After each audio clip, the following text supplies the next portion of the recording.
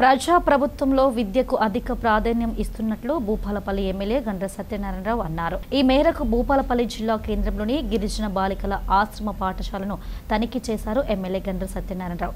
ఈ సందర్భంగా విద్యార్థులకు పెడుతున్న ఆహారాన్ని పరిశీలించారు. అనంతరం తరగతి గదులకు వెళ్లి విద్యార్థినులతో వారి సమస్యలను అడిగి తెలుసుకున్నారు. రాష్ట్ర ప్రభుత్వం విద్యకు పెద్దపీట వేస్తుందని, ఈ నేపథ్యంలోనే విద్యార్థులకు నాణ్యమైన భోజనం అందిస్తున్నామని, విద్యార్థుల సమస్యల పరిష్కారానికి కట్టుబడి ఉన్నామని తెలిపారు. ఇదే క్రమంలో విద్యార్థుల ఆహారం పట్ల అలసత్వం వహిస్తే ఉపాధ్యాయులు, సిబ్బందిపై కఠిన చర్యలు ఉంటాయన్నారు. విద్యార్థులు తెలిపిన సమస్యలు త్వరలో పరిష్కరిస్తామన్నారు MLA Gandra Satyanarayana Rao.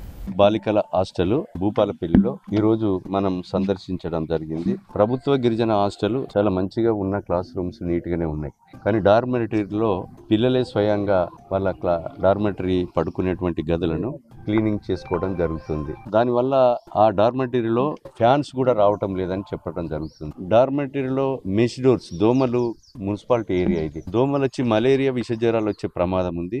Mesh doors కావాలని విద్యార్థులు అడుగుతున్నారు. వచ్చేది వానాకాలం, వింటర్ సీజన్ కనుక ఈ యొక్క వానాకాలము, చలికాలంలో మాకు గ్లీజర్స్ కావాలి. 4 రోజులకు 5 రోజులకు ఒకసారి చలి వల్ల స్నానం చేయడం వల్ల దురద ఏర్పడుతుంది.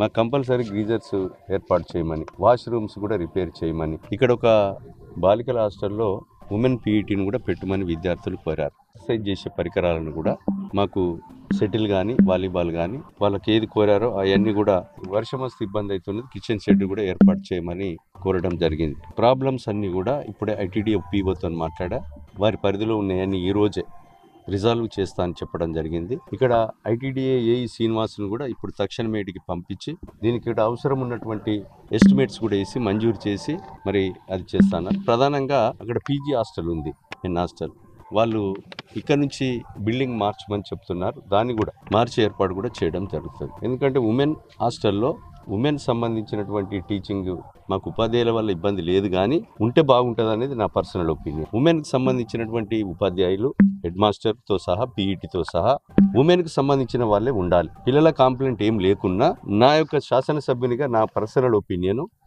అమలు చేయడం జరుగుతుంది.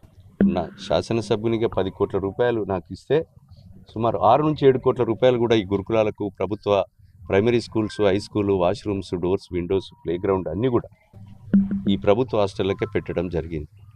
విద్య పట్ల ఈ ప్రభుత్వానికి చిత్తశుద్ధితో పనిచేయడం జరుగుతుంది. కనుక విద్యార్థులు ఎలాంటి సమస్యనైనా ఈ ప్రభుత్వం సాల్వ్ చేస్తుంది. పిల్లల పట్ల అశ్రద్ధగా వ్యవహరించినటువంటి ఏ వ్యక్తినైనా ఈ ప్రభుత్వం కఠిన చర్యలు తీసుకోవడం జరుగుతుంది.